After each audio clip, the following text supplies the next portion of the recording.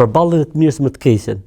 Këtë bëj njeriu, për shembull kur përballet me të mirës dhe të keqes, themi në këtë rast analizohet çfarë fitojmë dhe çfarë humbim.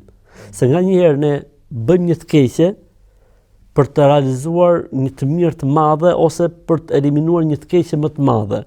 Po edhe mund të ndodhi që ne mund të eliminojmë një të mirë të vogël për të arritur një të mirë më të madhe ose për të larguar një të keqe të madhe. Pra, domethënë këtu hyn ajo që quhet fiqhul muwazana.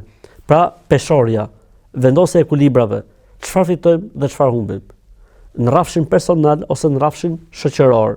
Pra, janë disa gjëra që bëhet një lloj tolerance në emër të mirës përgjithshme, në emër të interesit më të madh.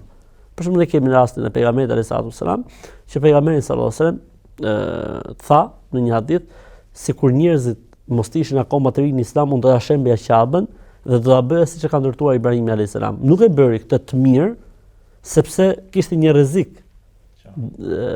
Mund të çonte njerëzit në dilemë ose në dyshim ose edhe mund të dilnin nga feja.